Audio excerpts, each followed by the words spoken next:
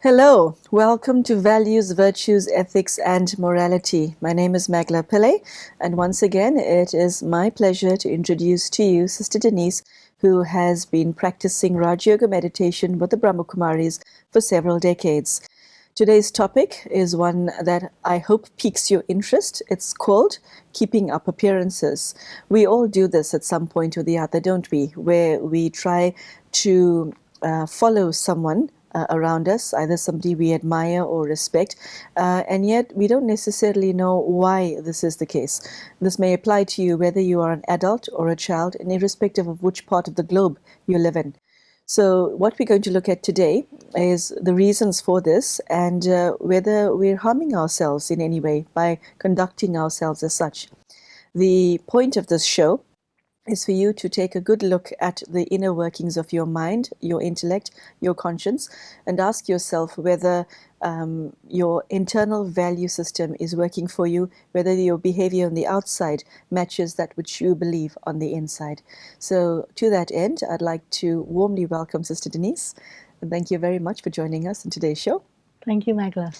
So please tell me, Sister Denise, keeping up appearances, why on earth do we do that? I think peer pressure plays a very important role in that. Our equals are constantly looking at us, and there is this energy of conformity. Because if you can get other people to conform to your standards, it somehow validates that your standards are right. And one of the big problems that's happening among young people, very young people, is the whole thing of brand name outfits, shoes, glasses, mobile phones, whatever. If you don't have a mobile phone, then somehow you're not okay, you're a lower level person, and they want a person to feel bad for not having one so that they feel okay for having one. Or the thing about brand name sneakers, you have to have your Adidas or whatever it is, because then, it's all about the whole thing of money and physical status symbols and identifying with those things. Then there's other contexts where you are expected to dress a certain way. Maybe in the corporate culture you have to wear certain things, maybe even a certain couture clothing to suit your status. You have to have a certain car, a certain brand name. All of these things are really taken into consideration, and they're kind of messages that you give to the world about who you are. And even in terms of spirituality, there are expectations, and if you wear certain clothing, it means you're spiritual. And if you wear certain other clothing, it means you're not spiritual, which is, of course, not necessarily the case, but is a belief system that has been accumulated. And then if you want to belong, then you want to conform to these expectations. And this feeling of wanting to belong and be deemed to be okay and good and acceptable is a very powerful energy. Why? Well, what is behind it? Why be accepted? Why not just be an individual? I think a lot of people say, oh, I want to be an individual, but they also don't want to be outcast, ostracized, sidelined, So I think there's quite a bit of a discrepancy between what people say and then what they really mean. So, Sister Denise, what happens to a person's individuality when they sacrifice that which they are in reality, and try and keep up, try and, put something else on the outside just to fit in. What happens to them in reality inside? I think the real person starts to wither and you dying. The real self is dying. And then there's all this energy from the outside which says if you want to be an okay person in our eyes, you have to dress like this, behave like this, transport yourself like this, live in this kind of house, like this kind of books, movies, people, topics, or whatever. And if you don't conform, we will make you suffer. And I think that is a big reason why people do that. It's acceptable for all teenagers now to have cell phones, okay? And if you don't, I once heard a teenager saying to his mum that if I do not have a cell phone, it's social suicide. Okay, which is a very powerful statement, because social suicide means that socially you're not accepted. You will be ostracized. And to ostracize someone is quite a severe form of violence. And people do it to punish someone. And if you punish someone for not having a cell phone, then the question is, what kind of standards are you operating by, where you punish someone not because they've done something that's against human principles, but that is against the principles of materialistic advancement and status symbols. So that means people's values are really skewed. Yeah. A large part of what we're talking about has to do with materialism, doesn't it? And so what becomes very clear is that people are creating a fake self. So there's the real self, and then there's the fake self, and that can't possibly be good for a person, healthy. Doesn't it split you into two? Yes, definitely. It might split you into more than two, and then you don't know who you are. And then you operate on the basis of everything being very artificial. Your value systems are artificial. You become a hollow person, and then that makes you very, very weak when you have to face real challenges. Yes, I find that for a lot of people, having to face a life-threatening illness, a car accident, a death of somebody you were close to, is a very big return to planet Earth, is it not? Yes. What does that do to a person's who's intent on keeping up appearances? Well, it puts everything in perspective, and it makes you rudely aware and awake to the fact that that whole idea of keeping up appearances has no validity. And then you are, you see how hollow you are, how much you have betrayed yourself, how much you have sacrificed your real self in favor of something totally fake. What did you do? So Denise, on a previous episode, you said that being real is a virtue, okay? It sounds beautiful in theory, and a lot of people at home watching you right now are wondering, what does it mean to be real, to be the authentic self? There's so many possibilities. There's so many things that we've become that is not real. We're all carrying a past, like the proverbial ball attached with a dark, thick black chain to the foot, usually the left foot. We carry that around everywhere. Then there's what your parents and other influential people in your life wanted you to become, which you have become to a certain extent. Then there's your education that pushed you in yet a different direction. The image that I have in mind for a lot of people is a ship that's almost a derelict. So what does it mean to you to be real? This background that we are talking in of the Greek temple in Artemis and etc. Yes. Yeah.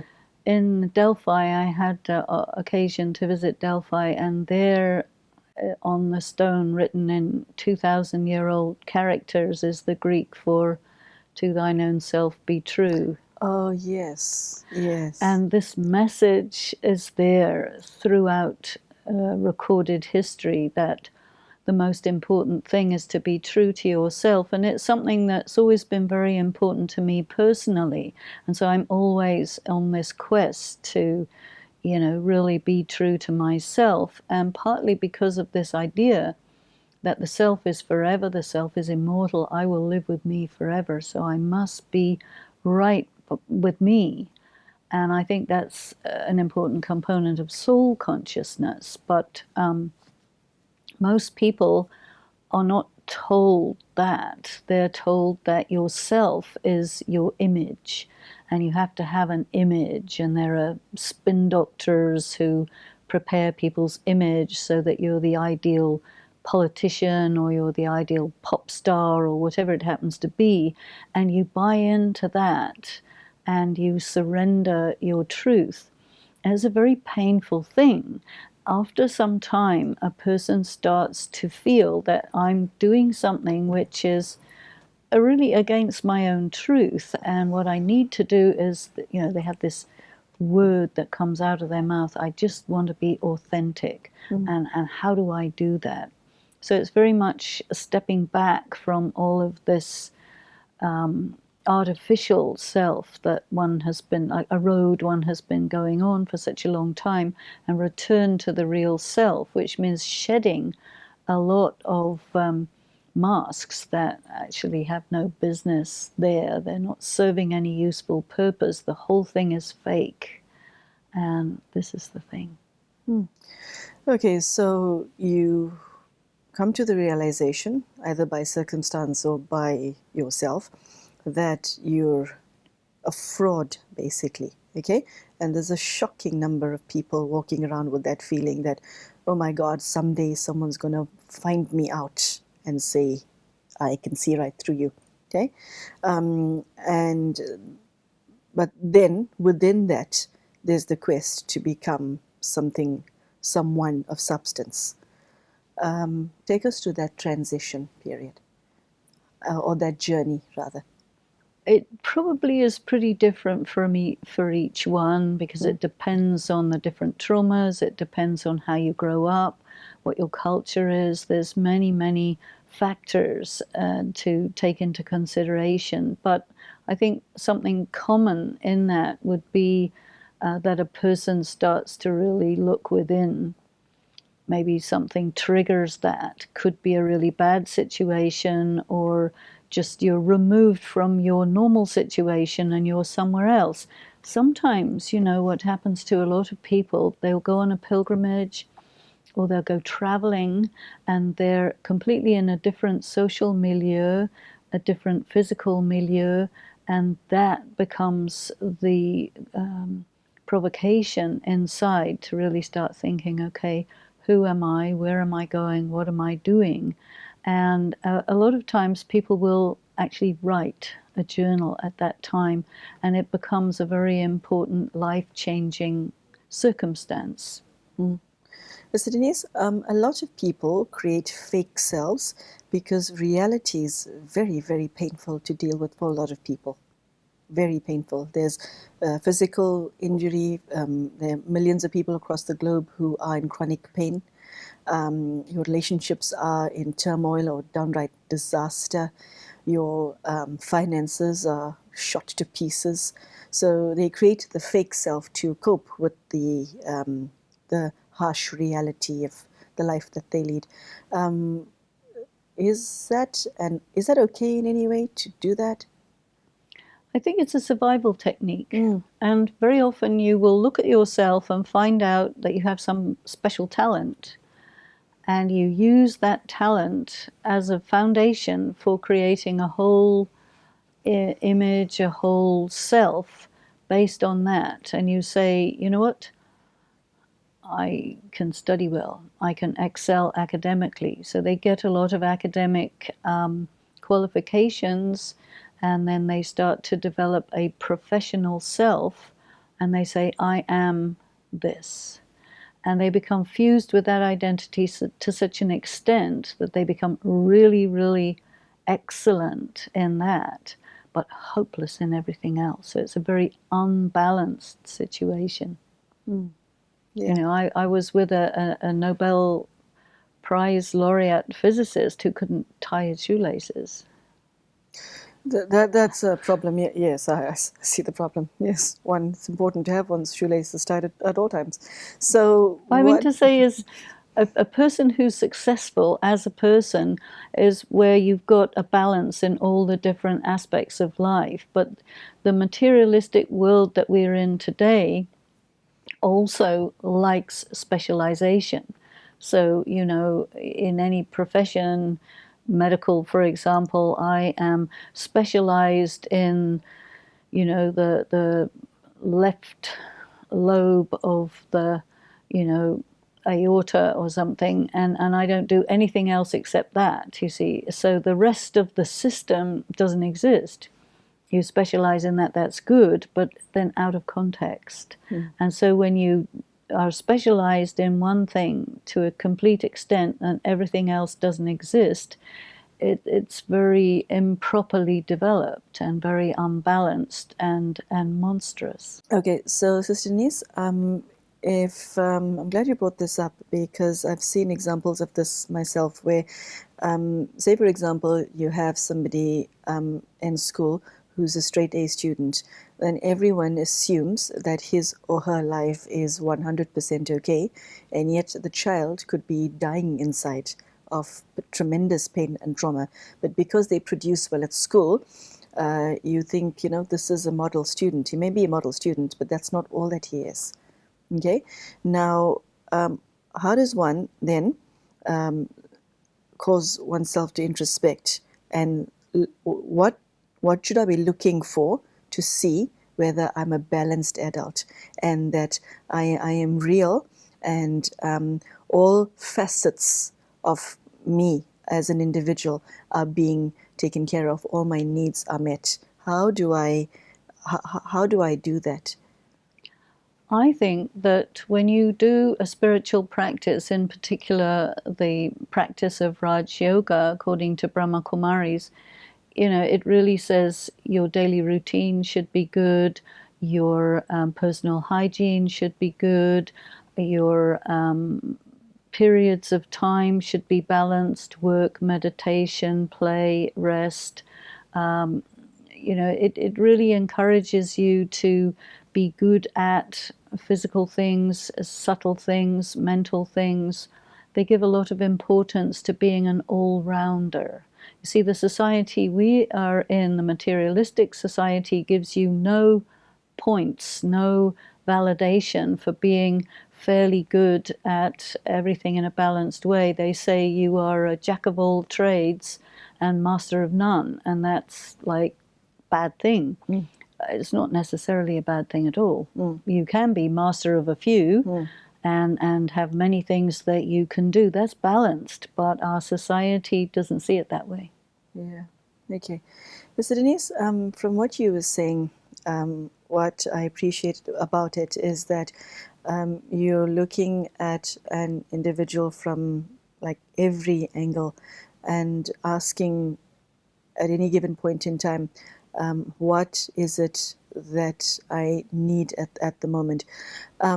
Shouldn't there be some sense of self-regard to even want to get there? Where does self-respect fit into the picture of being real? Because when you're fake, you firstly, you don't know which is the self and what. There's not much to love. There's no substance. So how does one get there, the self-respect? Join those dots for me. I tend to put aside the word self-respect because it has connotations that I'm not comfortable with, and I replace that with self-honor. You have to honor who you are and what you are, because many people whose self-respect is broken by circumstances or whatever, or the word respect is used to mean lots of different things by lots of different people. It's one of these very overused words which has lost its primary meaning. So I use the word self-honor, and you need to honor the fact that you are a child of God. You need to honor the fact that you are an eternal, immortal soul. You need to honor the fact that your fundamental components are purity, peace, power, love, and bliss. And you need to come to terms with the fact that you have become a little empty, but there's nothing to stop you filling up. You see, when you look at yourself as, I am a sinful soul, I am devoid of qualities, you're already condemned, and you condemn yourself, and you get plenty of validation for that. And then you have no self-respect. And people say, why don't you have self-respect? You can't answer that question. Put in a different way, this is what you are. Honor it. This is the way that God sees you. You must honor that. You know, God sees you as a very beautiful being of light. Can you please look at yourself in the same angle as the angle that God sees you? Because God's angle is valid and real. And if somebody else is looking at you as a piece of garbage, why do you care? You know, why is that important? Leave it. Okay, so the journey towards becoming a real person is is healing the self spiritually. Is there a level of healing that takes place when you do what you just said? If you look at healing with the meaning of becoming whole, I think yes, because in a way people are depleted and also fragmented. So one thing that's Wait, happening... Hold on. People are empty and they are in pieces. Yes. Okay, they're depleted and fragmented. Okay, go on. So when you're empty and you start to fill, then something's happening in how you feel inside yourself. The levels of purity, peace, power, love, and bliss are slowly filling up, and you don't have this experience of emptiness. And also, when there is emptiness in the soul, the opposite of the component fills the empty space. So that if you're empty in terms of love, it's filled with hatred, self-abandonment, loneliness, etc. And then you feel those and you think, I am that. You don't think that those feelings are existing because my levels of love are down, and all I have to do is fill them up, and then that darkness goes away from the light that is brought in. It's interesting that you say that, because when people experience intense dark emotions like the one you just described, they don't think, I have loneliness inside me, I have sorrow inside me. The words are, I am lonely, I am depressed, I am suicidal. It becomes part of their identity. Yes. And sorrow, why is it, Sister Denise, that we hold on to sorrow in such a graphic way, and we make it part of our identity? Because it's such a powerful, all-pervading, all-encompassing emotion, and we don't know how to protect ourselves from it, you see. So what spirituality does is it says, you are not your emotions. Whoa, that is big. That's big. You are not your emotions. There are very few people who know that. That's why it's important to say it. Are you your thoughts? You produce thoughts.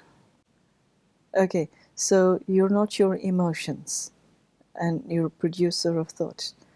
Okay, yes, light bulbs going off? I hope so. Okay, continue. That means the question is, what are you? There's two questions really. Who am I and what am I? Go for the what first, you know. What am I? Also, what am I not, you know? So I'm not my emotions, I'm not my thoughts, I'm not my body. I'm a pure, peaceful, powerful, loveful being of light. I'm eternal, I'm immortal, I'm a child of God. That is what I am. And then implications of that. I have a mind, which is the instrument to produce thoughts, and I can produce any thoughts I want. But if my will, which is something else that I have, is weak, then, all kinds of thoughts are coming. Where are they coming from? They are coming from perceptions, how you interpret sense perceptions. They're also coming from memories, and all these associations are mixed up, and you make 2 and 2 equal 560. You don't know your mathematics anymore. Everything goes out of order. So you need an education, a spiritual education, which says, no, what you think is not so. Come back to basics. You are a pure, peaceful, powerful, loveful soul. You have become depleted. You have a lot of karmic accounts. This is your condition, contrary to what you have created as an assumption about yourself. And now here is some information, what you have to do to become true to yourself, which is all about this return to authenticity. Well, on that very beautiful note, we bring today's episode to an end. A very, very powerful message, brothers and sisters, that Sister Denise has just shared with us as to how to become real. If you feel inside as if you're not real, if you feel inauthentic, if you're feeling like a fraud, please do not think that you're alone. There are many, many across the globe who are in the same position as you are. And Sister Denise has shared with us very practical things and self-exercises that we can engage in or embark on in order to become a real person. The bottom line is you are a real person, and what you've become, maybe in this lifetime, is that you don't feel it. It's not that you're not real. We're all real. You wouldn't be in existence if you weren't real. So very powerful message as to how to make the transition from superficiality to authenticity. Very, very beautiful and powerful. And Sister Denise has shared some gems of wisdom. I think the bomb that Sister Denise dropped in this show was, you are not your emotions. That would be a surprise to most people, because we all think that we are our feelings. Yeah, so I hope that you have acquired some food for thought today. I hope that you will be able to use the content of this episode to increase your own happiness, to improve your life for the better. And I also hope that you become real as a result of embarking on your own journey. So thank you very much for lending us your ear today, and thank you, Sister Denise. And we will see you soon. Thank you and goodbye.